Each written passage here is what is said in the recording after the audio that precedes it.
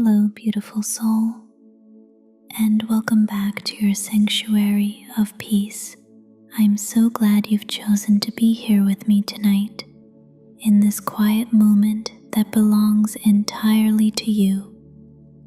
If you're new here, welcome to our little corner of calm in this busy world, and if you're returning, welcome home. Take a moment now to settle into your most comfortable position. Let your body sink into the softness beneath you, feeling supported and safe. Close your eyes if you'd like, or simply soften your gaze. Tonight, I want to take you on a journey to a place where time moves differently. A place where healing happens quietly, like morning dew forming on petals. We're going to visit a secret garden. Not just any garden, but one that holds the power to transform the very soul who tends it.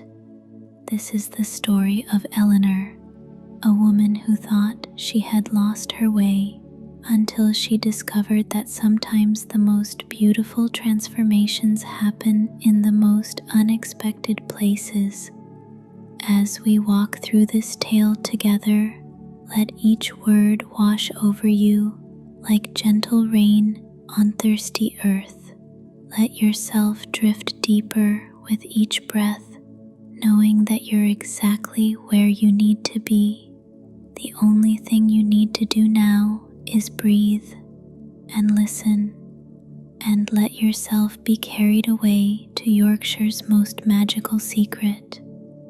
So breathe with me now, and let's step through the door together. There are places in this world that hold secrets. Not the kind whispered behind closed doors, but the deeper mysteries that speak to something ancient within us. Places where time moves differently, where the very air seems to carry the weight of forgotten dreams and the promise of renewal. This is the story of such a place, and of a woman who found herself there when she needed it most. Eleanor had always believed that gardens were for other people. People with patience, people with hope, people who believed that tomorrow might be better than today. At 43, she had spent the last decade building walls around her heart with the same methodical precision she brought to her work as an architect. Clean lines, practical materials, no unnecessary ornaments that might weather poorly or require maintenance. The house came to her unexpectedly, as inheritances often do. A great aunt she barely remembered had left her a Victorian manor in the Yorkshire countryside, a place so far removed from her glass and steel London apartment that it might as well have been on another planet. The solicitor's letter had arrived on a Tuesday morning in March, when the city was still gray with winter's stubborn grip. Misselthwaite Manor, the letter read, along with its grounds and gardens such as they are. Such as they are. Even in legal documents, there seemed to be a note of sadness about the place. Eleanor had intended to sell it immediately. Drive up for a weekend, assess the property, contact an estate agent, and return to her carefully ordered life. But sometimes the universe has other plans for us, plans that unfold as quietly as morning mist across a meadow, The train journey north took her through landscapes she had forgotten existed. Rolling hills that seemed to breathe with their own rhythm. Stone walls that had stood for centuries, marking boundaries between fields where sheep grazed with the contentment of creatures who knew their place in the world. As the train carried her farther from the city, Eleanor felt something inside her chest loosen, just slightly, like a breath she hadn't realized she'd been holding. The house itself was exactly what she had expected, imposing, slightly melancholy, with windows that reflected the sky like half-closed eyes. The key was where the caretaker had promised it would be, under the third flower pot by the front door. The pots were empty now, filled only with dark earth and the brittle remains of plants that had once bloomed there. Inside, the house felt suspended in time. Dust motes danced in shafts of afternoon light that fell through tall windows. The furniture was covered in white sheets, giving each room the appearance of being populated by gentle ghosts. Eleanor moved through the rooms slowly, her footsteps echoing on polished wood floors, each sound a small intrusion into the deep quiet. It was the sound of wind through glass that first called her attention to the garden, not the manicured lawns visible from the front windows, but something else, a wild, untamed sound that seemed to come from beyond the formal gardens, from a place where nature had been allowed to follow its own instincts. She found the door almost by accident, hidden behind a tapestry in what had once been the morning room.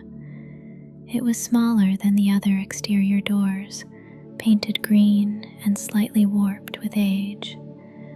When she turned the handle, it opened with a soft sigh, as if the house itself was exhaling. The path beyond was overgrown, lined with brambles and weeds that caught at her city clothes, but there was something about the way the light filtered through the overgrown branches, something about the scent of earth and growing things that drew her forward. She pushed through the tangle of vegetation, following what might once have been a proper path, until she reached a wall. The wall was old, built of the same Yorkshire stone as the house, but covered now in ivy that had grown thick and wild over the years. It curved away in both directions, clearly enclosing something significant. Eleanor followed its perimeter, running her hand along the rough stone, feeling for what she wasn't sure. A gate, perhaps, an opening. What she found instead was a door. It was so overgrown that she almost missed it entirely. Vines had woven themselves through the ironwork, and rust had claimed much of the metal. But when she pulled the vegetation aside, she could see that it was a door, with a handle shaped like a sleeping fox, and hinges that, despite their age, still held firm. The key was there too, hanging from a branch of the ancient rose that had claimed the doorframe as its own. It was a simple key, iron worn smooth by countless hands, suspended from a ribbon that had once been red but had faded to the color of autumn leaves. Eleanor hesitated for a moment, her hand on the key. There was something about this moment that felt significant, as if she were standing at the threshold of more than just a garden. Then she turned the key, pushed open the door, and stepped into a world that took her breath away. The garden was wild, There was no other word for it. What had once been formal beds and carefully planned pathways had been reclaimed by nature, transformed into something that was both beautiful and heartbreaking. Roses grew in great, untamed masses, their canes reaching toward the sky with desperate hope. Perennials had spread and seeded themselves, creating random patches of color among the weeds. Apple trees, unpruned for years, had grown gnarled and fantastic, their branches intertwining like the fingers of old friends. In the center of it all was a fountain, its basin filled with rainwater and fallen leaves. The statue at its heart, a girl with her hands cupped to catch falling water, was green with age, her face soft with moss. But there was something in her expression, something in the way she seemed to be listening to secrets carried on the wind that made Eleanor's breath catch in her throat. This was a place that remembered joy. Despite the years of neglect, despite the way wilderness had claimed the cultivated spaces, there was still magic here, still hope, still the possibility of renewal. Eleanor found herself sitting on the edge of the fountain, her fingers trailing in the cool water. When had she last sat quietly in a garden? When had she last noticed the way light fell through leaves, creating patterns that shifted and changed like living kaleidoscopes? When had she last simply been present in a moment without thinking about the next task, the next deadline, the next milestone in her carefully planned life? She couldn't remember. The sun was setting by the time she reluctantly made her way back to the house, but she found herself turning for one last look at the garden door. In the fading light, she could see that despite the wildness, despite the years of neglect, there was still beauty here, still possibility. That night, in the unfamiliar bed in her great-aunt's house, Eleanor dreamed of gardens. Not the precise architectural landscapes she had seen in magazines, but living spaces that breathed and grew and changed with the seasons. She dreamed of her hands in dark earth, of the satisfaction of nurturing something from seed to flower, of the deep peace that comes from working in harmony with the natural world. She woke with dirt under her fingernails, though she couldn't remember how it had gotten there.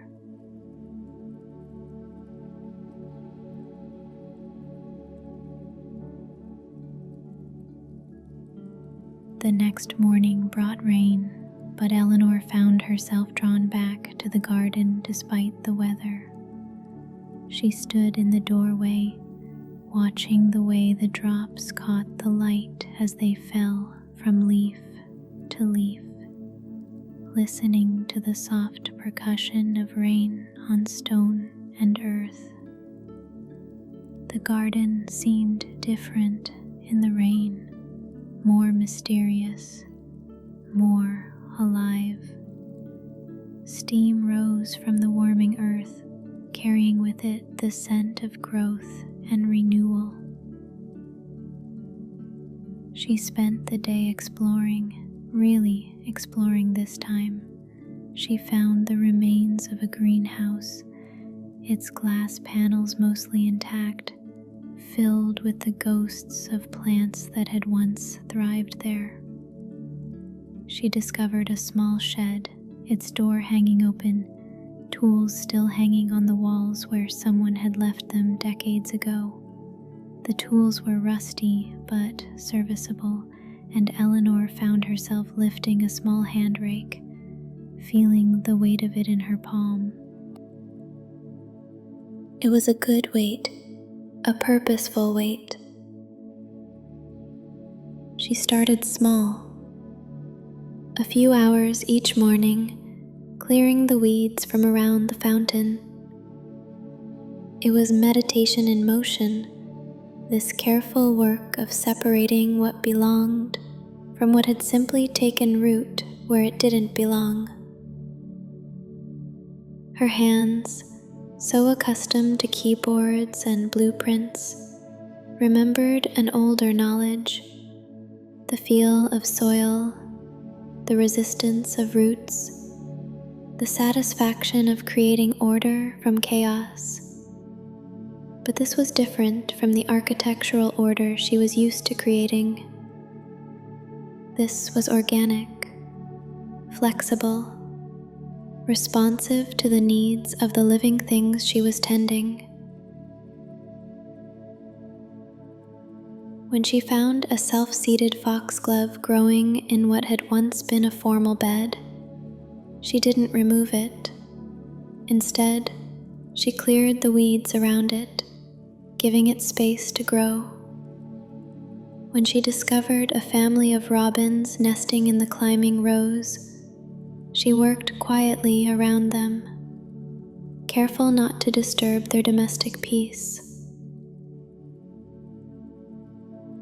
Days passed without her noticing. The rain came and went, and Eleanor found herself attuned to its rhythms in a way she had never been before. She learned to read the sky, to sense the weather changes in the behavior of the birds, to feel the garden's needs in the dampness of the earth and the posture of the plants. Her London life began to feel like something that had happened to someone else. The urgent emails, the deadlines, the constant pressure to produce and perform, all of it seemed to exist in a different universe from this quiet world of growth and patience. She found herself waking with the sun, falling asleep when darkness came, her body synchronizing with rhythms older than cities, older than ambition. The garden began to respond to her care. Slowly, almost imperceptibly at first, but then with increasing confidence, the roses, freed from their burden of weeds, began to show new growth. The perennials, given space and encouragement, sent up fresh shoots. The apple trees, carefully pruned, began to hint at the possibility of future fruit. And Eleanor began to change too. The tension she had carried in her shoulders for years began to ease. The lines around her eyes softened. Her hands, stained now with honest earth, moved with a gentleness she had forgotten she possessed. She found herself talking to the plants as she worked, sharing thoughts and observations in a way that would have seemed ridiculous in her former life, but felt perfectly natural here. She told the roses about her failed marriage, her disappointment in a career that had once seemed so promising, her fear that she had somehow missed the point of living, and in return, the garden seemed to offer its own wisdom, the patient endurance of the trees, the quiet persistence of the perennials, the way beauty could emerge from the most unlikely places. 3 weeks into her stay, Eleanor discovered she was humming. It happened without conscious thought, a melody that seemed to rise from the earth itself, carried on the morning breeze. She couldn't remember the last time she had hummed, the last time music had simply bubbled up from some deep well of contentment within her. The realization stopped her in her tracks, her hands frozen in the act of deadheading a particularly enthusiastic patch of sweet peas. She was happy. Not the sharp, temporary happiness of achievement or acquisition, but something deeper, something that felt like coming home to herself. That evening, she called her office in London to extend her leave. The conversation was difficult. Projects needed her attention. Clients were asking questions. Her absence was creating complications. But as she talked, standing in the garden doorway with the scent of evening primrose beginning to perfume the air, Eleanor realized that none of it felt urgent anymore. None of it felt like the end of the world. "I need more time," she heard herself saying. "I need to finish what I've started here." And she did need to finish it. Not just the garden restoration, but something else. Something that had been broken inside her was beginning to heal, like a bone that had been set properly after years of painful mending. She needed to see this healing through, to trust the process, even when she couldn't see the final result. The garden taught her about patience, about the way growth happens in seasons, not in deadlines, about the importance of rest, of letting things lie fallow when that's what they need, about the difference between forcing and nurturing, between imposing her will and working in partnership with forces greater than herself. She learned to read the subtle signs of health and distress in her plants, to understand what each one needed to thrive. Some required full sun and well-drained soil. Others preferred shade and rich, moist earth. Some needed regular feeding and attention. Others did best when left largely alone. There was no one-size-fits-all approach, no universal formula for success. Each plant was an individual with its own requirements and its own timeline. As autumn approached, Eleanor realized she was facing a choice. She could return to London, sell the house, and resume her old life, or she could stay, could make a new life in this place that had already begun to heal her. The choice should have been difficult, but it wasn't. Standing in the garden at sunset, watching the last light gild the leaves of the apple trees, Eleanor knew she was already home. She called her office the next morning to tender her resignation. The conversation was even more difficult than the previous one, but Eleanor found herself speaking with a clarity and confidence that surprised her. She had found something here that she hadn't even known she was looking for. She had found herself. The garden in winter was a different kind of beautiful. Stripped of its summer abundance, it revealed its bones, the elegant architecture of bare branches, the sculptural quality of frost-touched grasses, the way snow transformed even the humblest plants into works of art. Eleanor found herself appreciating this austere beauty, understanding for the first time that dormancy was not death, but preparation, that rest was not failure, but wisdom. She spent the winter months planning, dreaming, sketching possibilities for the garden's future. But these were not the rigid architectural plans she had once favored. These were organic, flexible visions that left room for surprise, for the unexpected gift of self-seeded plants, for the way nature would inevitably modify and improve upon her human designs. Spring, when it came, was a revelation. Eleanor had thought she understood the garden's potential, but she had underestimated its capacity for renewal. Every day brought new surprises, bulbs she hadn't known were there, pushing through the soil, perennials emerging from their winter sleep with vigor that amazed her, the fruit trees clothing themselves in clouds of blossom that made her catch her breath with wonder. She was not the same woman who had arrived at Misselthwaite Manor a year ago. That woman had been armored in ambition and efficiency, protected by the belief that control was the key to happiness. This woman, her hands permanently stained with earth, her hair streaked with premature silver, her face lined with the marks of weather and laughter, had learned a different truth. Happiness, she had discovered, was not something to be achieved or acquired.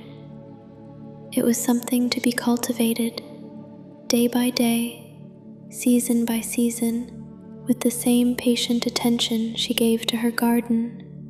It grew in the spaces between effort and acceptance, in the balance between caring and letting go, in the recognition that some things were worth tending, simply for the joy of the tending itself. The garden had taught her that beauty was not a destination, but a way of being present in the world. That healing was not a problem to be solved, but a process to be honored. That home was not a place to be found, but a feeling to be created, day by day, choice by choice, breath by breath. As she stood now in her garden, watching the evening light play across the flowers she had helped to nurture, Eleanor understood that she had found something precious beyond measure. Not just a place to live, but a way to live. Not just a garden to tend, but a life to cultivate with the same loving attention she gave to her plants. The secret of the garden, she realized, was not in the garden at all. It was in the gardener. It was in the willingness to begin again, to trust in the possibility of growth, to believe that even the most neglected spaces could bloom again with the right care and attention.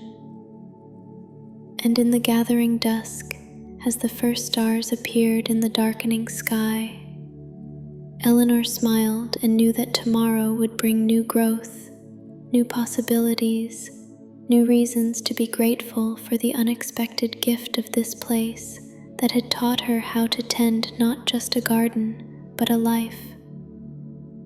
The secret garden had given her its greatest secret, that the most beautiful gardens are not the ones we create, but the ones we allow to create us in return.